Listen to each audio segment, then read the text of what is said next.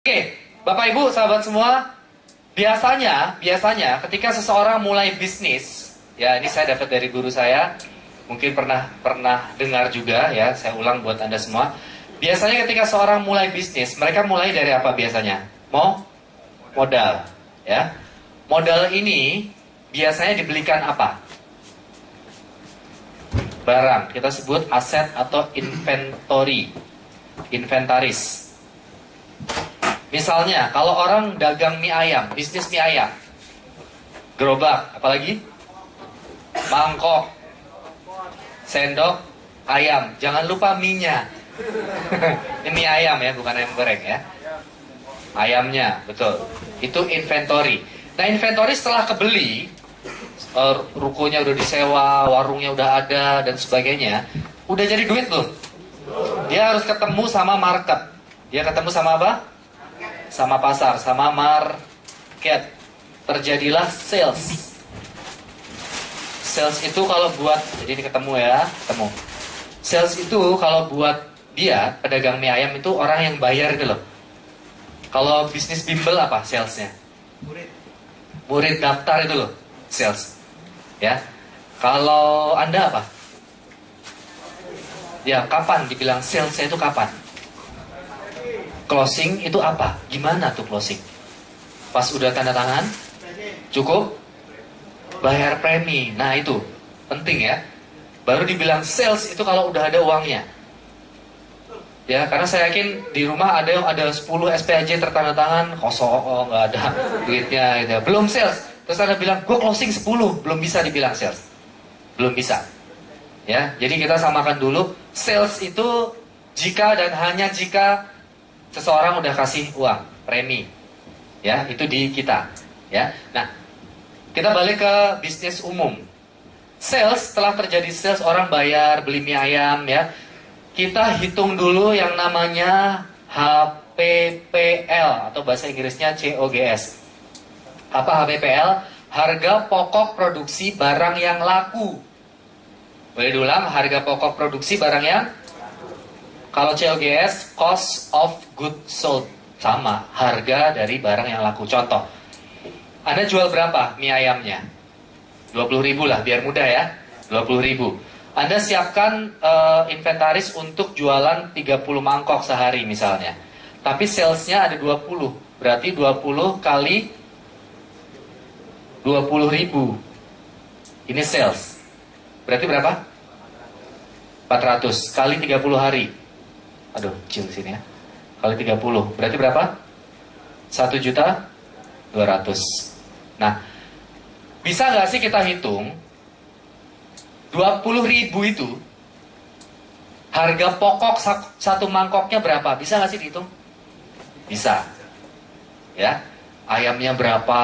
Pokoknya ketemulah satu mangkok ini modal dasarnya adalah let's say 10.000. Sampai di sini masih bisa diikuti? Oke, 10.000 rupiah. Cuman yang kita hitung adalah yang laku, Pak. Yang laku. Berarti berapa COGS-nya? Berapa HPPL-nya? Kali 10.000 kali 20 mangkok kali 30 hari. Ini contohnya kita udah sebulan ya, contohnya. Berapa nih? Oh ini 12, sorry. Ini 12, ini 6 juta. Kok suaranya kayak jauh banget tadi itu? Ya. 6 juta. Pertanyaannya, kemana larinya si 6 juta ini? Modal. Oke, perhatikan. Banyak pebisnis gulung tikar, ya karena apa? Pas dapat 12 juta, istrinya seneng. Papa, beli tas, Pak. Beli motor, Pak. Kayaknya enak tuh, duitnya banyak dong. Bisa dirasakan? Bisa dirasakan aura kegagalannya? Ketika itu terjadi, oke, ya, oke, berarti lahirlah yang namanya gross profit. Apa? Gross profit. Berapa berarti gross profitnya?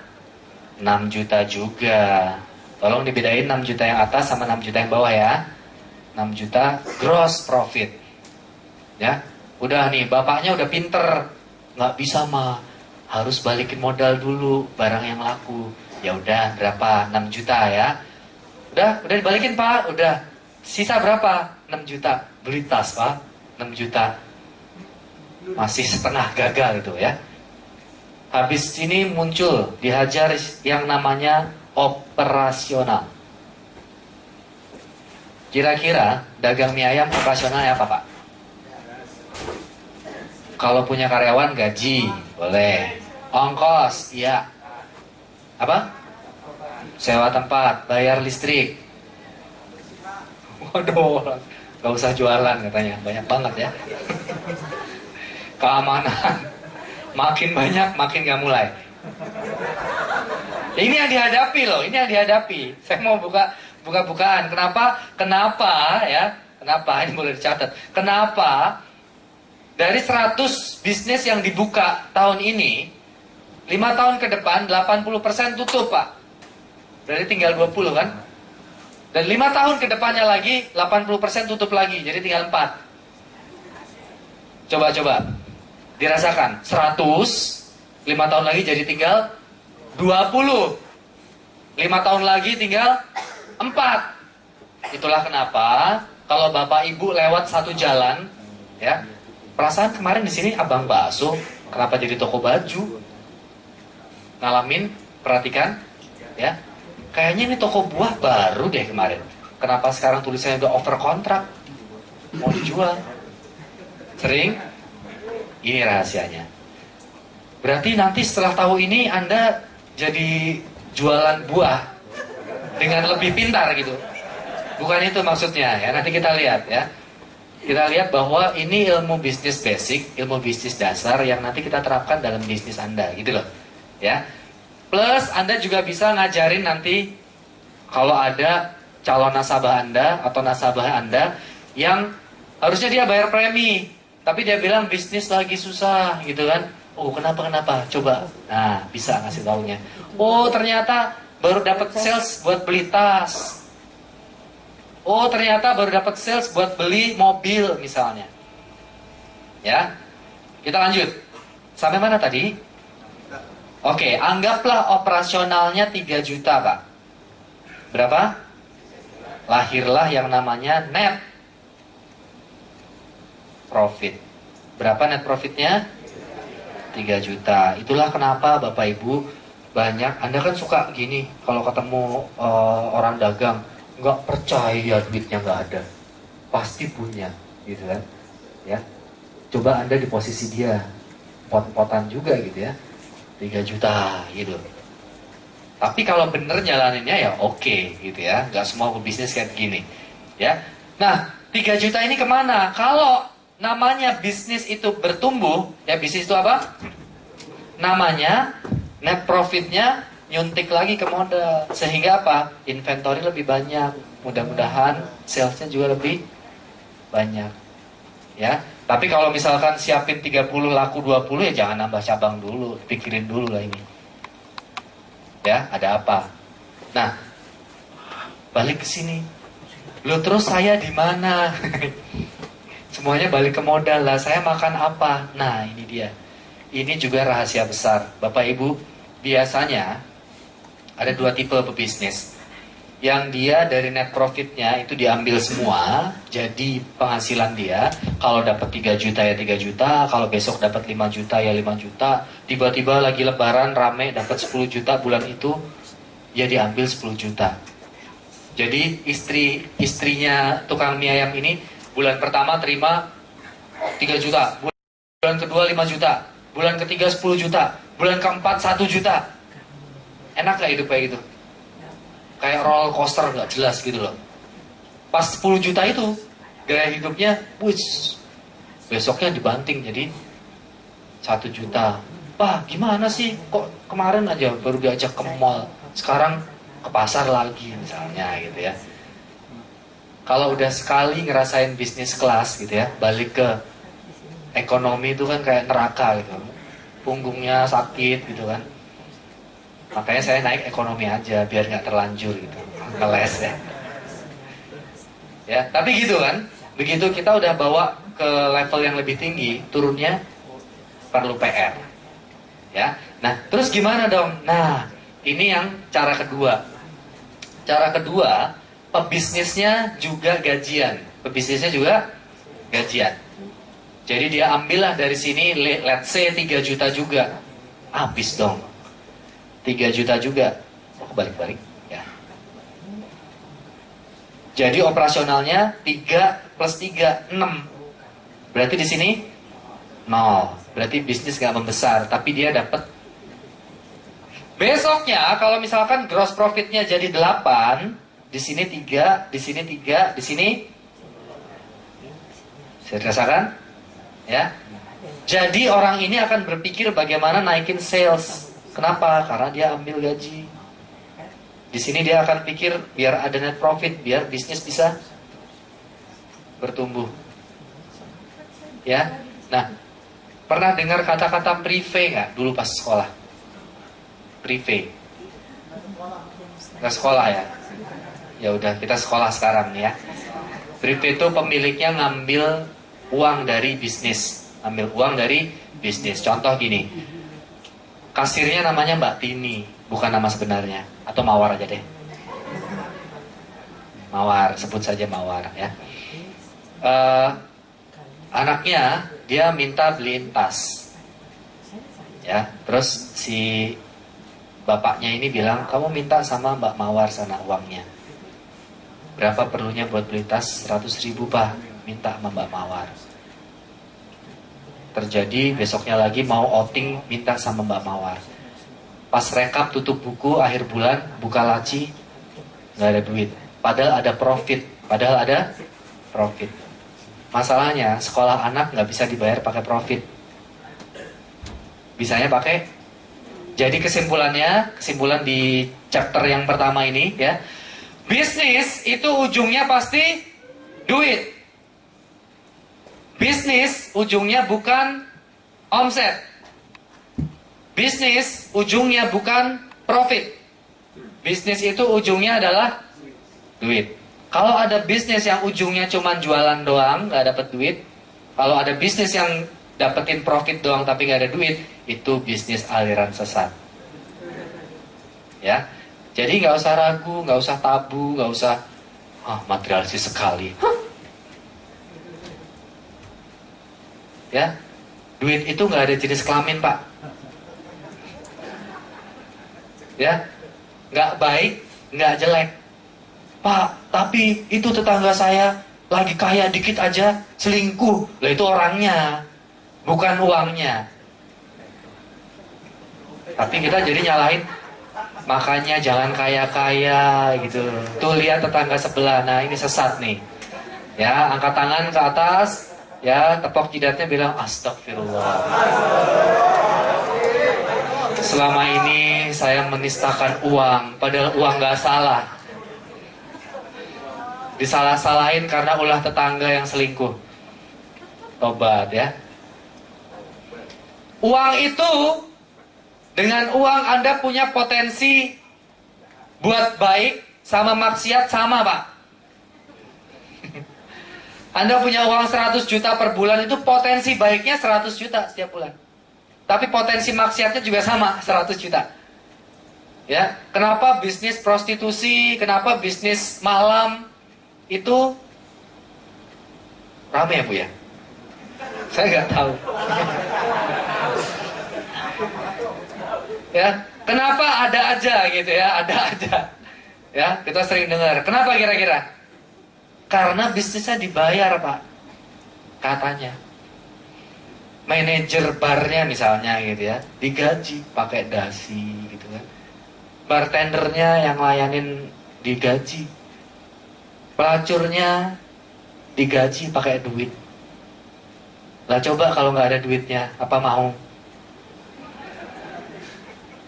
Gitu loh. Jadi industri itu ditenagai sama uang Pak. Lah ini orang-orang yang berhati baik ini malah, sudahlah, gak usah gitu-gitu amat. Dunia itu lah repot. Gitu loh. Ya. Justru Anda yang hati-hatinya baik ini, saya bisa merasakan itu ya.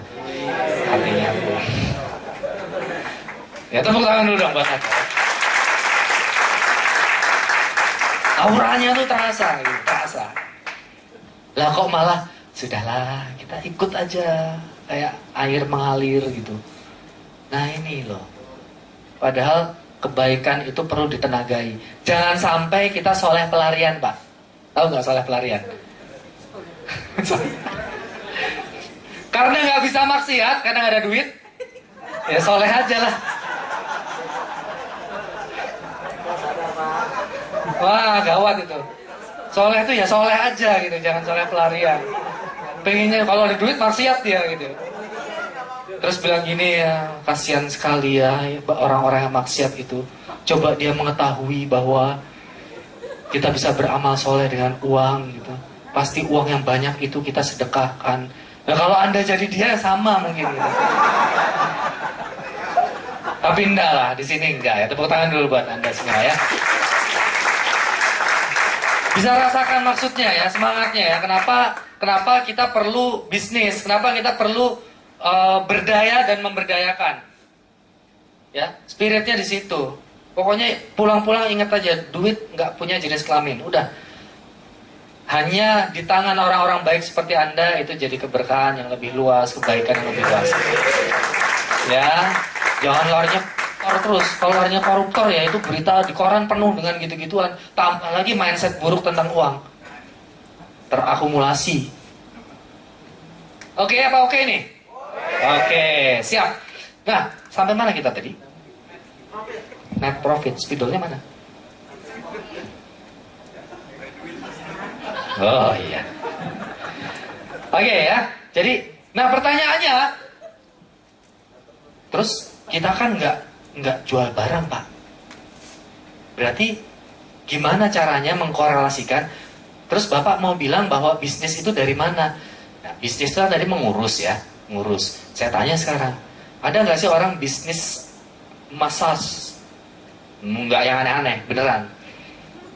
Ya, karena kalau ada Tosima pijat, itu kan jaringannya di mana-mana, gitu kan. Nah, dia ada barangnya nggak? Nggak ada. Ya, barangnya dianya itu, gitu loh. Dianya itu. Terus mau bilang itu bukan bisnis karena nggak ada inventory. Perlu modal nggak? Ya, minyaknya juga minta sama yang mau dipijet gitu ya. Ada minyak apaan? Dan nggak modal dari tukang pijet. Minyaknya aja minta gitu. Adanya minyak goreng Pak, ya sudah apa-apa. Ya, artinya masih panas lagi. Kalau ada yang panas gitu ya.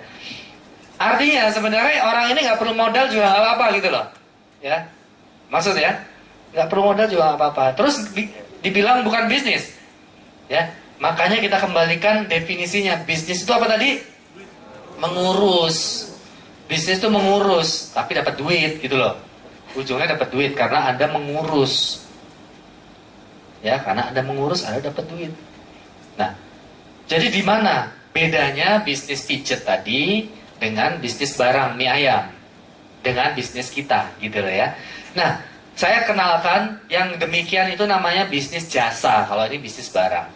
Ya, kalau bisnis jasa, teman-teman, maka bisa jadi nggak ada modal. Kalaupun ada kecil, ya beli minyak tadi itu kan kecil lah ya. Dia bawa minyak, gosok gitu kan, itu kecil. Karenanya dia nggak perlu beli inventaris, betul? Nggak perlu inventaris. Jadi ciri-ciri bisnis jasa itu mulainya langsung sales. Ciri-ciri bisnis jasa itu mulainya langsung jualan. Itu ciri-cirinya. Nah, karena nggak ada inventory, perlu hitung harga pokok produksi barang yang laku nggak? Nggak perlu. Langsung gross profit. Nah ini loh, ini tuh komisi. Sales ini apinya, omsetnya. Sales.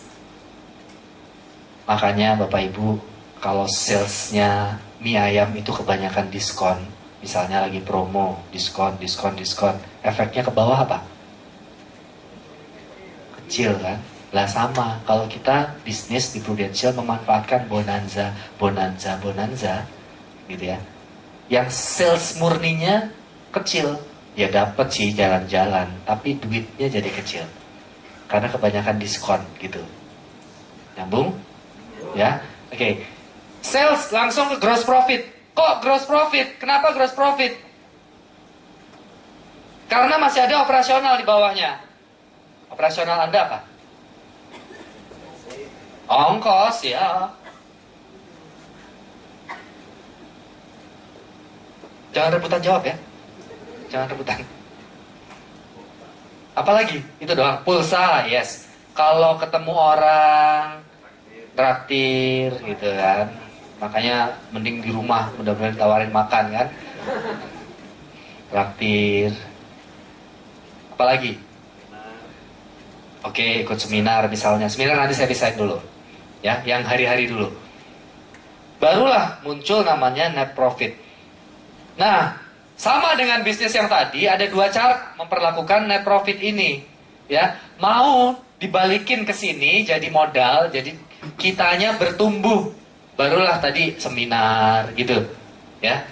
Laptopnya tadinya dipencet cetut 5 menit baru ngerespon, ganti yang cetut 1 menit. Nah, lemot gitu. Nah, ganti laptop itu bertumbuh.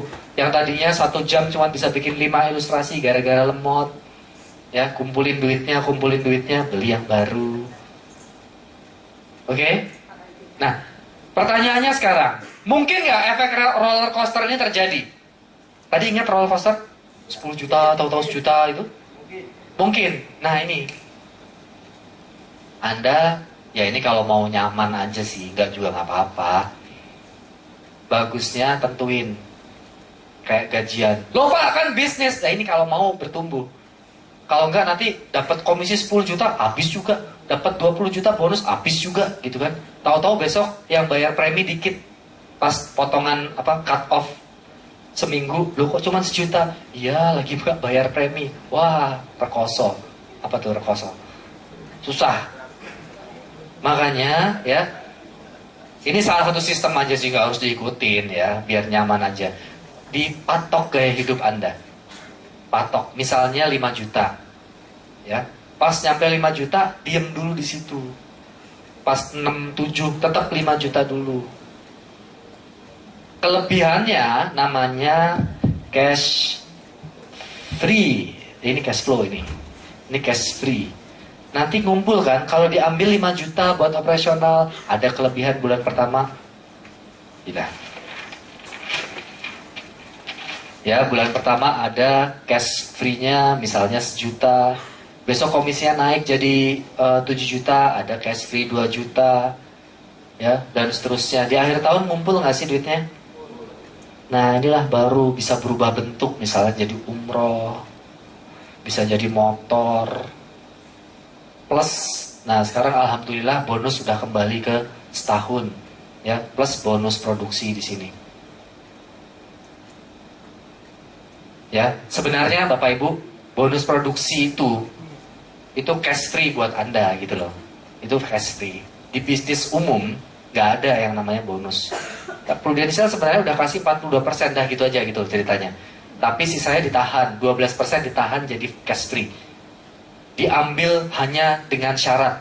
Syaratnya produksinya lebih dari 90 ya sekarang ya? 90 syaratnya, persistensinya sekian. Nah, itu syarat ngambil cash free. Gitu. Ya. Oke, jadi kita udah tahu bisnis kita bisnis jasa, ciri-cirinya apa tadi? Nggak ada modal sehingga nggak ada inventory, langsung sales. Tidak ada COGS.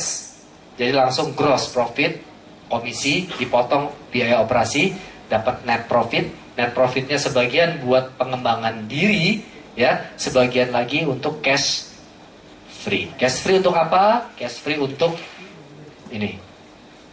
Biar ada bentuknya gitu loh bisnis. Kan ada tuh, udah 5 tahun rasanya nggak punya apa-apa gitu. Kayaknya jelek bisnis ini. 5 tahun nggak punya apa-apa. Ya itu karena roller coaster tadi.